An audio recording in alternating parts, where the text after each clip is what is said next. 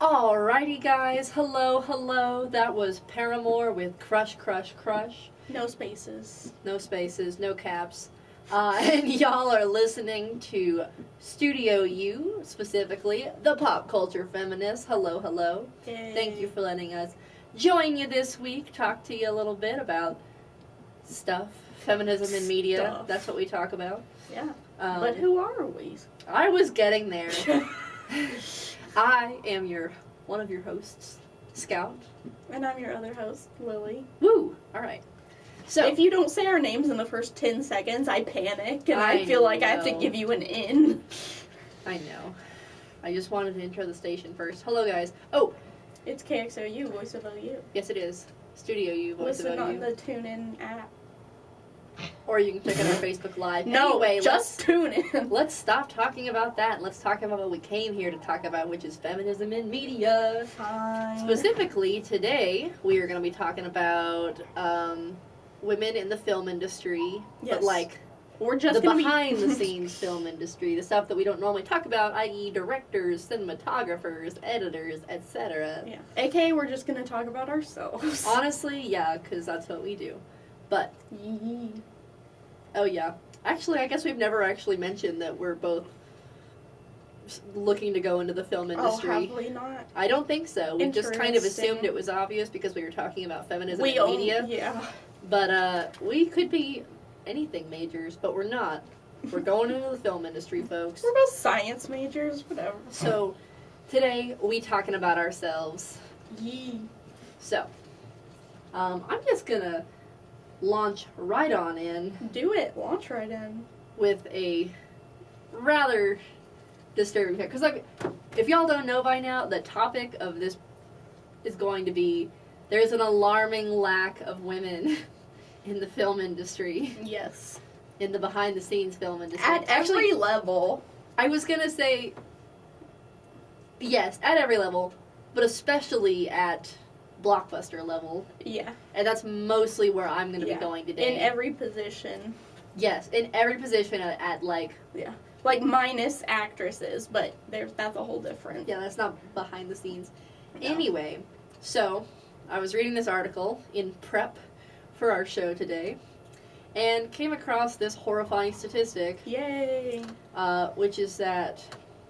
You know the movie that came out either earlier this year or late last year, A Wrinkle in Time? Mm-hmm. Okay. So that was directed by a woman, Yes. Ava DuVernay. I'm probably saying that wrong. Yeah, close enough. Okay. She became one of, let me count these, 4. She became one of 4 women to ever direct a movie with over $100 million budget. Excuse me? Which is a lot of money, but most male directors get to do that all the time. Yeah. Especially, like, a lot of male, yeah. Yes. Pretty much any movie you guys see is gonna have a pretty big budget around there. Yeah. So. It's crazy. Yeah, 4. 4 women 4 have directed a movie with a budget of $100 million or more. So I'm just gonna read them off because, hey, there's only 4. It's not gonna take me very long. So obviously, Ava DuVernay with A Wrinkle in Time. Mm-hmm. Catherine Bigelow with K-19, The Widowmaker. I don't know what that is, but okay. It's got Harrison Ford in it, I think. Okay. Patty Jenkins, of course, with Wonder Woman. Mm-hmm. Yay. And Jennifer Yu Nelson with, you ready for this one? Mm-hmm. Kung Fu Panda 2. Yeah. So one of them's animated. Yeah. Just that's so a big you guys budget for an animated movie, but well, I know, but just so you guys know, you don't normally say, "Oh, that animated movie was like directed so well." Like people don't talk about the directors of animated movies. Right. Not that they're not doing stuff; they're obviously doing a lot of work, but like they just don't get the recognition. Yeah. They talk more about, art the designers artists, and things like that. So, honestly, even her... Really, I expected, I guess maybe their budget was lower, because I know, didn't Catherine Hardwicke direct the first Twilight movie, or multiple Twilight movies?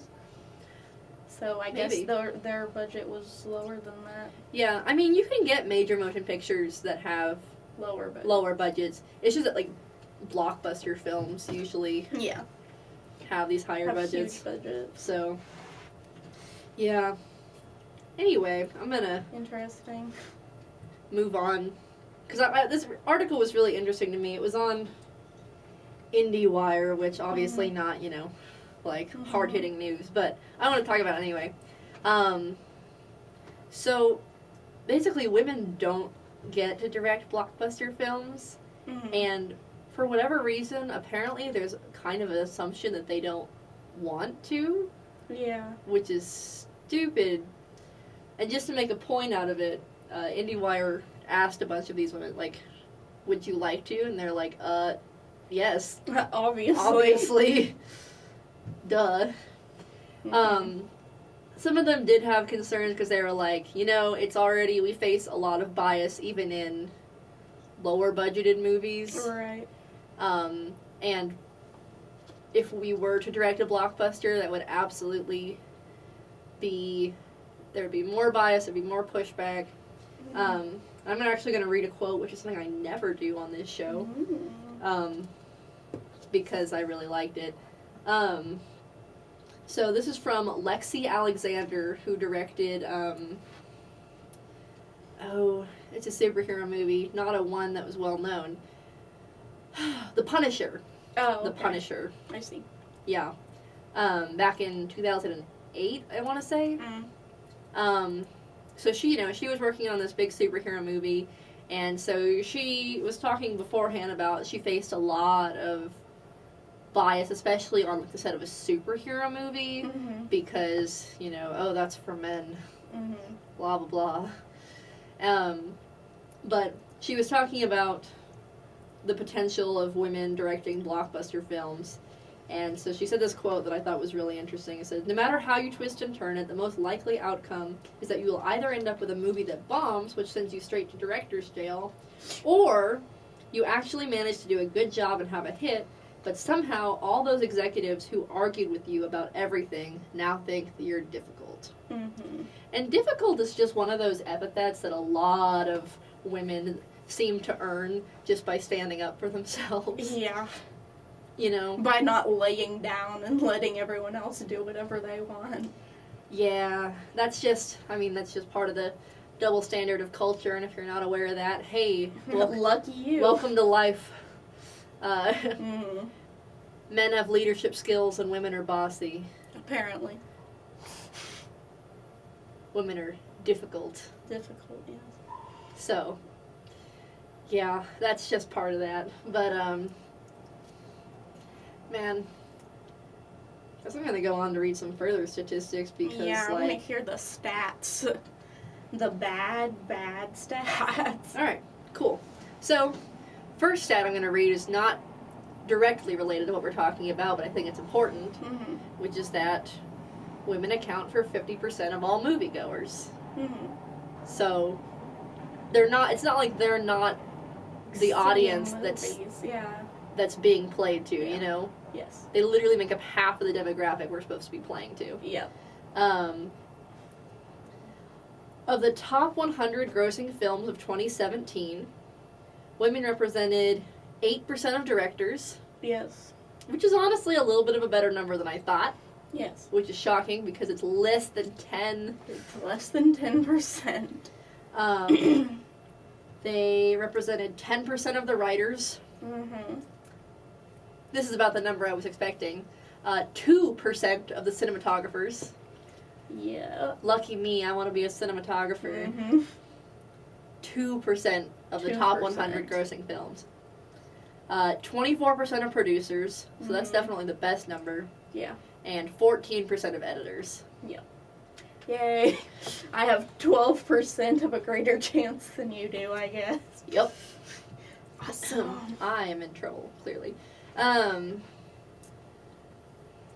Also, composers, which is something we don't usually talk about, but I'm going to talk about it right now.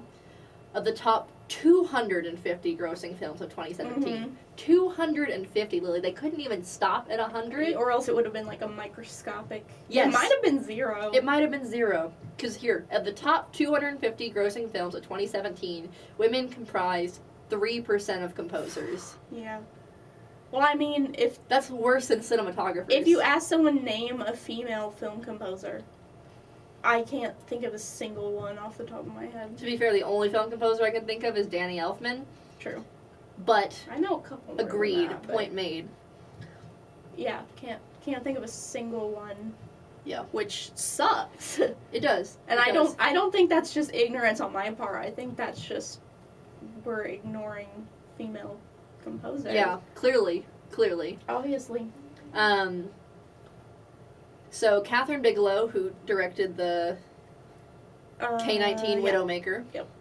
is the only woman to ever win the Academy Award for Best Director. Oh my god. I actually don't think it was for that movie. I think it was for Hurt Locker. Oh yeah. Oh yeah. I think she Yeah. directed Hurt Locker. Pretty sure. So she's the Yes, only she did. woman to ever win Ever. the Academy Award for Best Director. Mm-hmm. Only 5 women have ever been nominated. Wow. Okay. Yeah. So, Do you know which? yes, I do. Okay. Lena Wertmuller. Mm-hmm. I don't know the movies, unfortunately. Yeah. So it's Lena Wertmuller, Jane Campion, Mm-hmm. Sofia Coppola. I'm assuming related to Francis Ford Coppola. Catherine Bigelow, obviously, Yeah. and Greta Gerwig. Oh, I've heard of Greta Gerwig. That was recently. I just don't remember what movie that was. Yeah, that sucks. Well, in 2018, Rachel Morrison became the first woman ever to be nominated for the Academy Award for Cinematography. Wow. One. One. It's 2018. We've had one woman nominated. No one's won yet. She didn't win. No. She was nominated. She was nominated, though. One. We got a whole one. One. Let's just say one again, because it's pretty important. It's pretty embarrassing, huh? Yeah. Yeah, absolutely. Yeah. So, yep. Okay.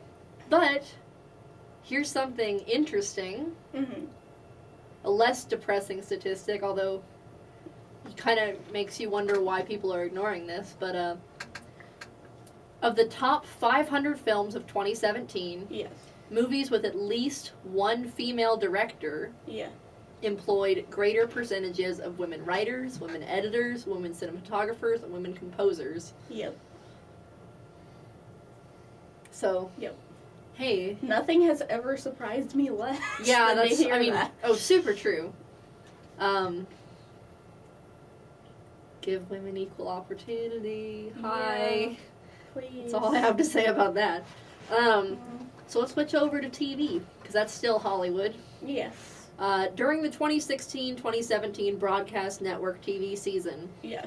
women accounted for only 27% of all creators, directors, writers, producers, executive producers, editors, directors of photography. Oh, and that's, sorry, Okay. and directors of photography. Yeah. 27% of, Yeah. anything. Yeah. Of any level. Any creators involved. Yeah. Yep. Yep. We're about a quarter. Yep. Hey, that's about 25% off, yo. Should be 50. Should be 50. Shocking.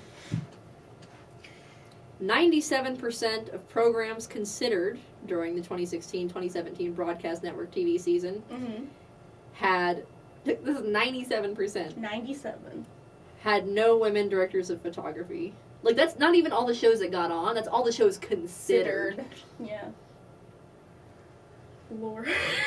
Yeah, it hurts, doesn't Yeah. Yeah, it sure does. it? This one is actually uplifting. Women directed 27.5% of independent narrative competition movies at Sundance from, there's a 10-year gap actually, from 2007 to 2017. Yeah. JK, I thought that was just 2017, and I was like, Nope. cool, we're around. We're not around, guys. I lied. Look at that. Yeesh. Yeesh. Yeesh. In that same 10-year gap between 2007 and 2017, female filmmakers represented 4% over a 10-year gap of top-grossing film directors. Wow. I mean, I guess at least we're there. Yep. Over a 10-year gap. 10. I just keep repeating numbers because I'm like, it's a little horrifying. Will you listen to these This numbers? is like Frozen being the first Disney film ever to have a female director. Ever. One. Clearly, this is a topic near and dear to our heart because this is the field we want to go into. But if you can't recognize that there's a severe skew. Yeah. And in case you were curious, speaking from someone who, like, we're in this industry at the college level, when you look around at the makeup of our classes, it's not, there's like 10% women, 90% men. Yeah, it's pretty much 50-50. Occasionally it's more women, I've found. Yeah. Sometimes there's more women in a class. Agree. And so you have to wonder, what happened to all of them? Right. Where do we go? And it's called... Where do we go?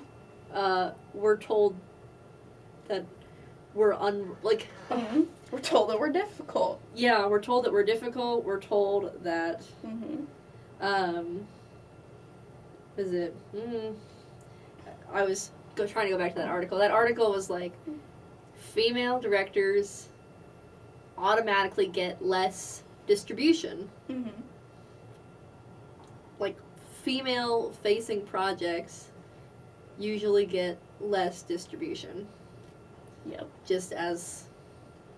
And so, therefore, like, it's such a weird thing, right? Because it's these production studios who are doing this. They're the ones limiting the distribution, but they're literally pointing to their own limitation of distribution as a reason not to hire female directors.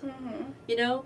They're like, sorry, we just can't take a risk with a female director because you guys get less distribution. And they're like, you're the one distributing it. And they're like, nothing we can do, our hands are tied. You're like, okay, alright. It's like that meme where it's like, my work here is done, but you didn't do anything. Goodbye. Yep. Exactly. And this is why I think we feel the need to have a show like this and talk about it. Because when you're looking at 50% of your audience is female, but only like between like 0 and 25%. Yeah, between 0 and that's generous. Yeah, 25% is generous. So basically between 0 and like 15 or 10% of the creators in charge of the content that we're viewing is controlled by men at almost every single level at the production stage. Not just directors, but writers, etc., all the way up and down. And okay, like, you wonder why there's a bias. For those out there who I know are going to complain about this, I've said this before and I'll say it again, just for y'all's sake. Not all men. Some feature films that provide really good illustrations of women are directed by men. I'm not saying it's impossible, but the problem is that y'all are saying it's impossible for women to direct films about women. Or men. Like, when men direct films about women all the time. Yeah, and constantly. Sometimes they do a good job. Sometimes. So you would think women could direct films about women, or women could direct films about men. And do a good job. It's shocking, really. It is. I'm so shook. Who would have ever thought? Yeah. Who'd have thunk, huh? So, just because I know that's going to come up. Yeah. In case anyone's interested, neither Lily nor I are saying that men make are bad films. Or that they men do, are but that's evil. not what we're saying. No, I'm kidding. Well, listen, with men making all the films, and some films being bad, hey, that means men are making bad films. Yeah. But they're also making some of the best films. Just give women a chance, huh? Yeah. We'll make bad films and good films because some directors are bad. Yeah. Weird how that works. I know, it's a shocking concept for most people, honestly. Most men, they're like, women? People? Huh? What? Women doing the same things? Are you kidding? I don't know. I don't know. I've been the only female present on a shoot before, and it's the worst thing in the world. when you can look at your class and be like, oh, there's like 50% women here, and then you go on a shoot and you're like, I'm the only girl on this shoot except for like actors. Yeah. Like, what's happening? Why is this happening? I don't want to be this. Yeah. Okay, so let's take a slight right here. That's me turning. Great. And talk about what was honestly the biggest conversation about women in the film industry in decades, which was the Me Too movement. Yes. You know, people kind of forgot that, you know, the film industry is one of those things that people just, like, don't think about, I guess, unless you want to go into it, because you just, like, accept that movies are done and that you can watch them. Yeah. You don't think about, like, I think how they get made or the people behind it. Generally, beyond, like, directors and actors, I don't think the general population thinks of much about who makes the movie. Right. They don't think about cinematographers or editors or not very Even often crew. Composers. Yeah. Even, like, people who are doing lights, people who are doing sound, people who are gaffing, etc. Yep. Which Absolutely. are all of those are extremely important too. Oh well, yeah. And yes, are extremely important. Yeah. I love how we put different directions. I was like, they're very important, and you're like, they're mostly men, and I'm like, both of those things are true. Both true. Both good points. Yeah. So obviously the Me Too movement was good for a lot of reasons. Yeah. But I think, especially the fact that it kind of shone a light on how women are treated in the film industry. Because, I mean, this is broad-reaching. It affects everyone, ever. But it started as a conversation about the film industry. And I think that was a really good place for it to start because women are discriminated against there all the time. And they're told, well, if you don't want us to discriminate against you, you know, you have to prove yourself through sexual favors. Yep. And that was not something that anyone ever talked about until the Me Too movement. Well, not in any serious way. Yeah, exactly. So, I was really glad that happened. Yeah.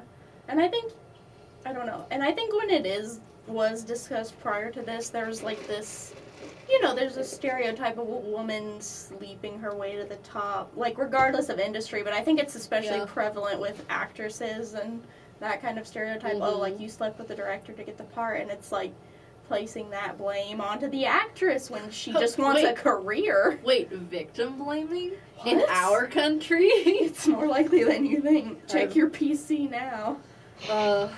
Never heard of it. Never heard of it. Anyway, yeah. So Yes. we haven't done a Woman of the Week in a long time. Oh, yeah, I forgot that was the thing that we did. Sorry, guys. We haven't done that since, like, Halloween, but I know it. Whatever. But, and usually when we did choose Woman of the Week, it was someone who had done something that particular week. Yeah. I didn't look into what this chick has been up to this week, but I wanted to talk about her anyway, and I figured we'd call her Woman of the Week, is Rose McGowan. Right. Huge icon of the Me Too movement. Right. Unfortunately, for good and bad reasons. Bad reasons being that she was a victim of sexual assault from Harvey Weinstein. Yeah. So, you know, not anything good, but she, I guess you could say, made the best out of that. I don't want to imply that. Right. Yeah, but she became a good icon for everyone who was done with this lousy system. Right.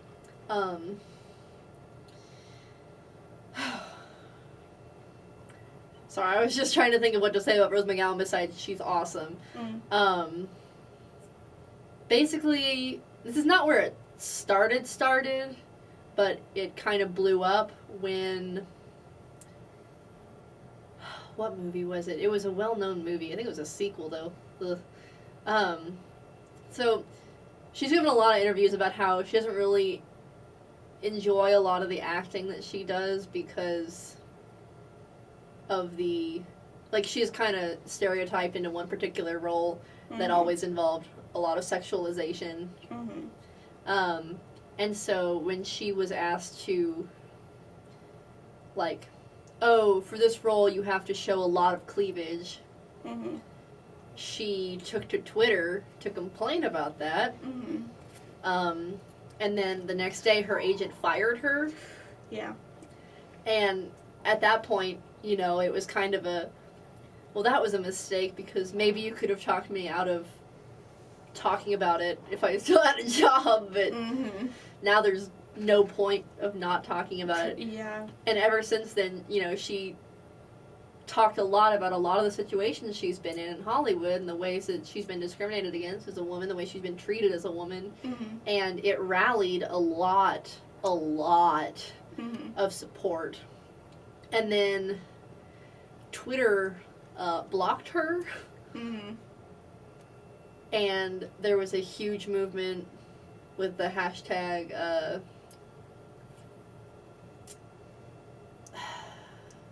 no, I can't remember what the hashtag was, but basically a lot of women stopped using Twitter until Rose McGowan was unblocked, which was super cool. Like, it's like 50 million women stopped using Twitter. Wow, yeah, that's a lot. So, yay. Yay. So Twitter unblocked her. Thank goodness. Yeah.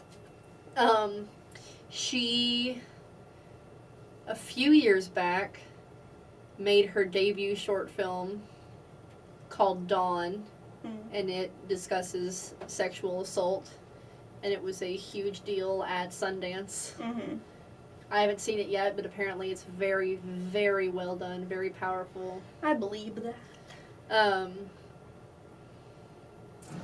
And she has announced plans to make another film about a woman who's dealing with some mental health issues.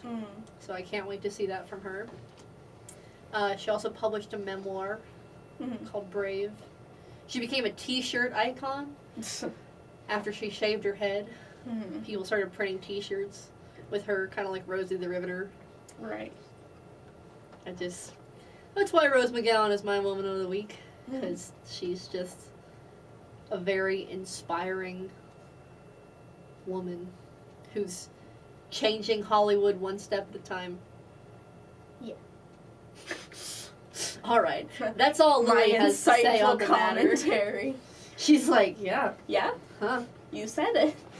I did, in fact, say it. She did, in fact, say it. Believe it or not. I do believe it. Oh boy. Oh boy, indeed. I never saw Mudbound, the first ever woman cinematographer to be nominated. Oh, yeah. I wanted to see that. You know, it's so funny because I was looking back at all my favorite movies that I really like the cinematography on, and of course they have male cinematographers. Yeah. And I think half of that is because these men are, you know, really talented cinematographers. No one's arguing that. But the other half is that there just aren't enough movies with female cinematographers for me to have a favorite cinematographer who's a woman. Wow. Because they're just not around. For real, though. Yeah. Oh gosh. Alright, we gotta go to a music break. Lily's killing me over here. Sorry. Alright. I thought we were breaking soon, so I didn't want to launch into a tirade. Okay. Well, here is, think, Marina and the Dolls. Whoa, Marina and the Diamonds with Valley of the Dolls. That's the one. Stay tuned. Welcome back, guys. I know that was a short musical break, but since Lily's got to get out of here on early, about now, Yep. We thought we'd come on and do a quick little goodbye. I'm just goodbye going to be forever. rocking out to some jams in here while she's gone. But if you guys want to interact with me, use our Facebook page at Pop Culture Feminists or call in, which is the number is 405-325-4999. 5296. Once again, that is 405-325-5296. Facebook, Twitter, at Pop Culture Fems. You can hit me up too. I'll answer any questions you got. We can talk about anything you want. Yep. All right, but guys. we can't because I'm leaving. Yeah, Lily's going to peace out. So we just wanted to come on and say bye as a team. Yep. Thanks for listening. Thanks for listening, as you do every week. Yeah, I know. Yep. All right. Bye, guys. Bye.